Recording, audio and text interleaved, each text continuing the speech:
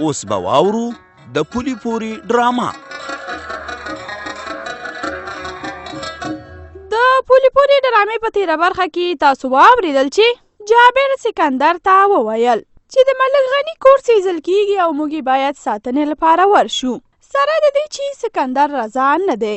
اوس به دا واورو چې د کنډو کلي شورا د زړور خان په هکله څه فیصله کوي.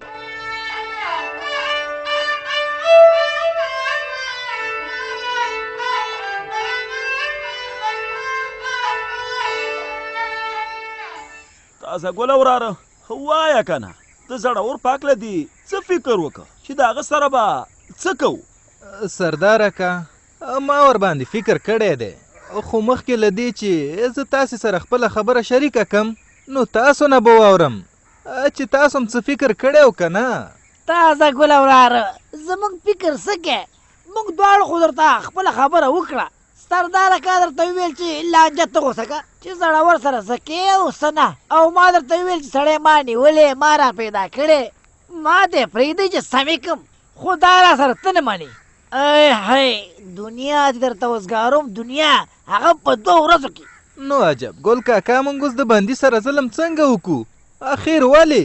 ځکه وایي چې چېرته ډب نه نو هلته ادب نه، شنه کوتکونه او د زړور ملا، بس د دې ټولو کلیوالو به پې زړه یخ شي، او د سلطان خو به پې زړه څه چې ماغزه م یخ شي، ځکه چې هغه سره یې لانجه م کړې وه، او کله چې بیا زړور تښتېده او ما راونیو نو همدې سلطان را سره راوستو. خو زه ورکې که د دې خبرو نه تېر شه، ته اوس خپله خبره وکړه چې تا څه فکر کړی دی.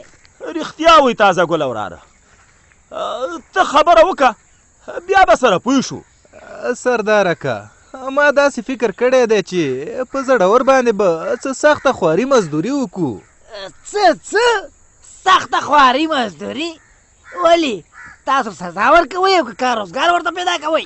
عجب ګل کاکا هغه کله سخت کار نه دی کړی، که موږ ورباندې سخت کار وکړو نو دا د هغه لپاره سزا ده، او بله دا چې په ځای د بدماشۍ لوفرۍ خپلې مزدورۍ ته به مخه کي.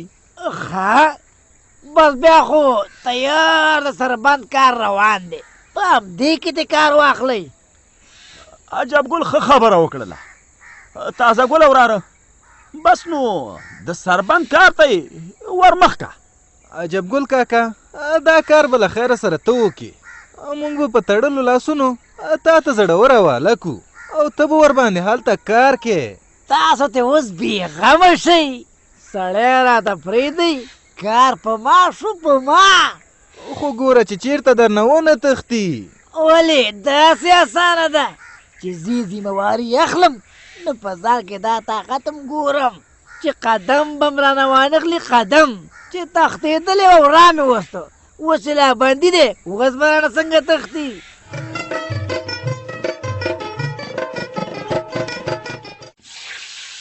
وی خدایا د دې حال نه به م څه غوښتل؟ سپوږمۍ لورې ته په دې کې څمڅۍ وه او زه به زر زر دا لوښي ومینځمه. ترورې ته دیګ ته ودرېږه، لوښي زه اینځم.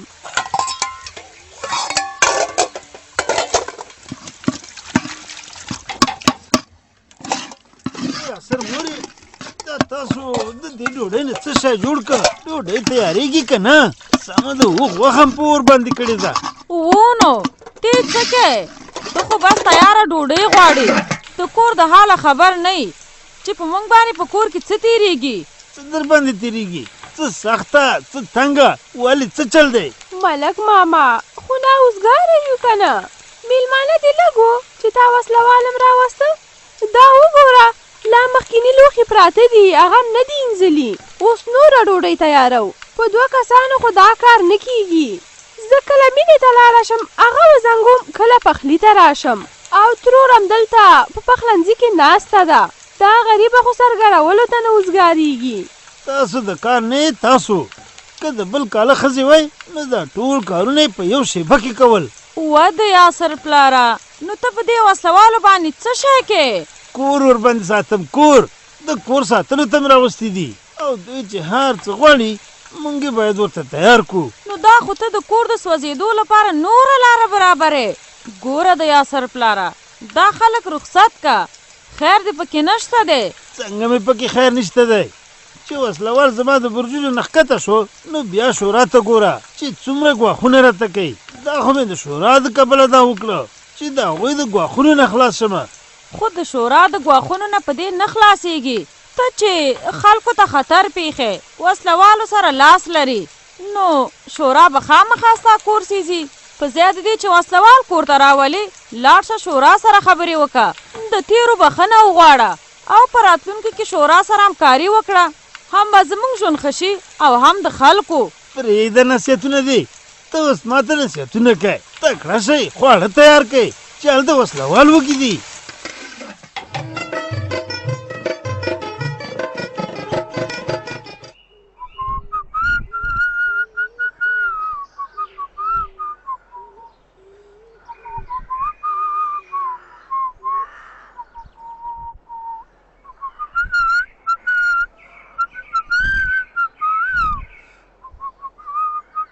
مطلب شاه ودرېږه خیالي ګله څه وایه راته زوروره زړه دې رانه وویسته کوم سر ته رسېدلی وم په فکرونو کې هغه شپېلې دې را باندې خراب کړ شپېلي پرېږده زما در سره کار دی څه شی ستا را سره کار دی نو لږه په سمه خوله باندې خبره نه شي کولی نه دې قرضدار یم نه دې دشمن یم لږه په سمه لهجه را سره خبره کوه نه مې دشمن او نه مې کارزار خو کار مې در سره دی مطلب شه داسې به وکړې چې ما سره به لاړ شي شورا ته څه شی شورا ته خیالي ګله هلته را باندې څه کې ځه خپل کار کوه زه شورا ته وزګار نیم ودرېږه کومه خوا ځې خوشي مې کوه څه شی را باندې کې ته خو زمونږ په کار وې خو ما خو ویل چې ته به را سره په سمه لاړ شي ته د تېښتې کوشش کوې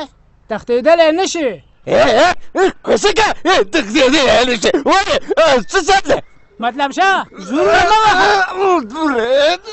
وهه ولکه راشي خپل لاسونه ورباندې وتړئ دا داسې کېږي دا خو یو نفر نه دی نه دوه دي دا بس ستا لښکر دی پرېږدئ ما باندې څه کوئ چې شورا ته مې بیاوئ دا به هلته درته معلومه شي مخکې شه زه پرېږدم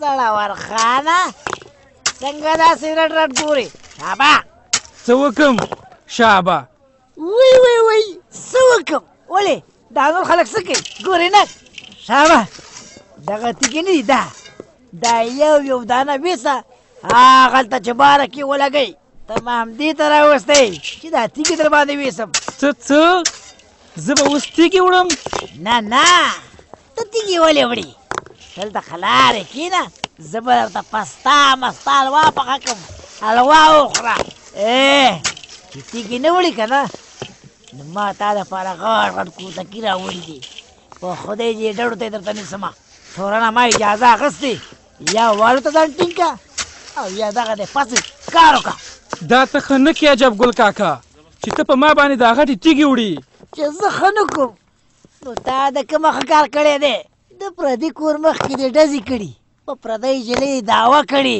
که زما په زړه وې د دې نه مې در باندې سخت کار کولو خو افسوس چې زما په زړه نه ده نو شورا در سره نرمه کوي نرمه بس ښه دې په همدې کې ده چې دې تیږو ته اړم شي نو څنګه ورته اړم شم تاقپو کې مې زولنې پرتې نه دي دې سره څه وکړم دا راته خوشې که چې زه کار وکړم دا راته خوشې که چې ته کار وکړې دې لوی بچو ته غوټې ورکړې چې زولنې دې خوشې کړم ستا زړه دی چې بیا وتښتې په همدې بندو زولنو کې به کار کې که نه نو په خدای باور وکړه چې دومره دې وټکوم چې دا ټول خلک د چغې واوري اوس زما په ولکه کې چې درته ویم تیږې واړوه نو تیږې به اړې او چې درته ویم سرکونډۍ واړوه نو بیا به سرکونډۍ اړې دا خو به ډېره سخته شي کېنه سخته به شي شابه کار کوه دا ټول مخلوق لګیا نه دی او تنې ته دې وګوره او خبرو له دې ګوره.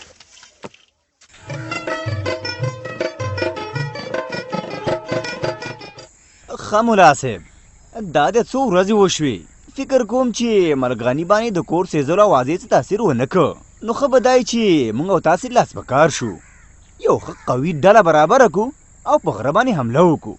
ملک صاحب ډله برابرول څه سخت کار نه دی خو چې موږ ته پکې زیان ونه رسی خو موږ ته پکې زیان رسیږي موږ باید هره فیصله د فکر له مخې وکړو نه د احساساتو له مخې. دا خو زه ډېر ښه وخت کې راغلم چې تاسو دواړه یو ځای دیره کې. سلام علیکم. وعلیکم السلام ورحمت الله وبرکاتو. میوه ګله ستړی مه شې. ژوندی اوسې ملا صاحب کور دې ودان. میوه ګله په خیر خو راغلی خدای وکړي چې یو ښه خبر دې راوړی. ملک صاحب ته صبر چې یو ځل یې کښېنم خبر خو مې ډېر ښه راوړی دی. د ملک غني د کور برجونو کې وسلوال ښکاره شو هغه هم په وسلو سنبال. ښه دا خو ډېر ښه کار وشو. ملا صاحب ښه کار خو وشو خو تاسې څنګه پوهېږئ چې دا هماغه وسلوال دي کوم چې غره کې ځای په ځای و؟ ملک صاحب بادر خانه څوک چې موږ ټاکلی و د لارې څارنې دپاره هغه دا خبره وکړه چې په 2-3 ډلو کې د غره نه خلک راغلل او د ملک غني په ځای کې ځای په ځای شو. دا هر څه د شپې له خوا شوي دي. ښه سمه ده نو که نه نو زما خو زړه ډېر تنګ شوی و. ما ویل چې کیدای شي دا پلان ناکام وي. په ملا صاحب مې ټینګار کاوه چې موږ باید په غره باندې حمله وکړو خو د ملا صاحب کور ودان چې زما خبره ونه منله که نه نو تاوان مو کولو. ملک صاحب زه همیش دا خبره کوم چې د فیصلې په وخت کې باید له جوشه کار وانخیستل شي له هوش او فکر نه کار اخیستل پکار دي. ښه نو اوس به څه کوو ملا صاحب خبره مخکې وړل پکار دي. بس داسې به وکړو چې خلق به برابر کو غره ته به یې ولیږو خو ستاسو د کنډو کلي خلق به دې ته بیداره شئ چې زموږ خلق په غره کې په پاتې وسلوالو حمله کوي چې د دې ځای نه ورته کومک ونه رسي مطلب د ملک غني وسلوال وسارل شي. ستاسو ته بلا هم خلاصه ده غر په تاسو او کلی په موږ.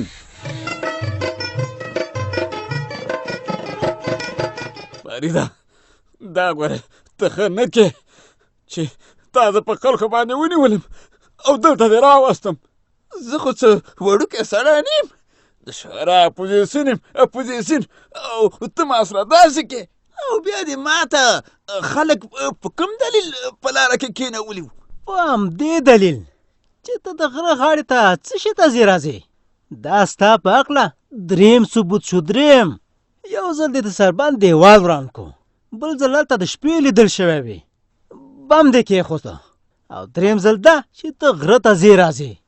هسې مطلب شه دا راته ووایه چې دا کار په خپله کې او که بل چا درته ویلي دي چې د سربند د جوړېدو مخه ونیسه.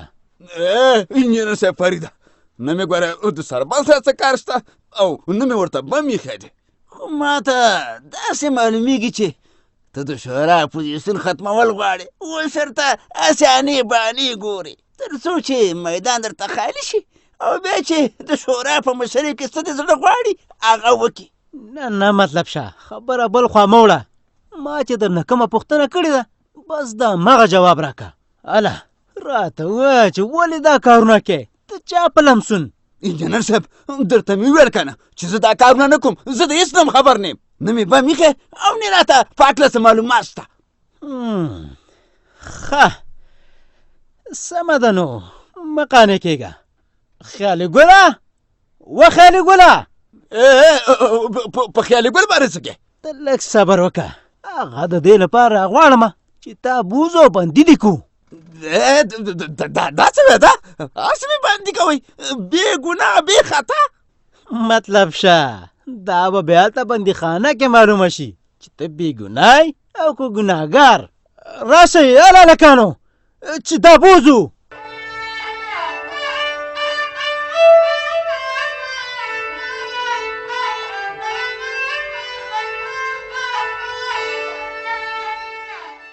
دا وه د پولي ډرامه چې تاسې واورېده په دې هیله چې ستاسې د خوښۍ وړ به ګرځېدلې وي. په ډرامه کې مو واورېدل چې ملک بهادر ملا کریم خان او میوه ګل ته ومنله چې باید په احساساتو کې پریکړه ونه شي. که کله یو انسان احساساتي کیږي نو خپل ځان څنګه کنټرول کولی شي؟ په دې هکله به تفصیلي راپور د پولې پورې په پروګرام کې واورئ. که غواړئ چې له موږ سره خپل نظر یا وړاندیز شریک کړئ په دې شمیرو را سره اړیکې ونیسئ: 0 3 30 50 0 شپږ شپېته 30 50.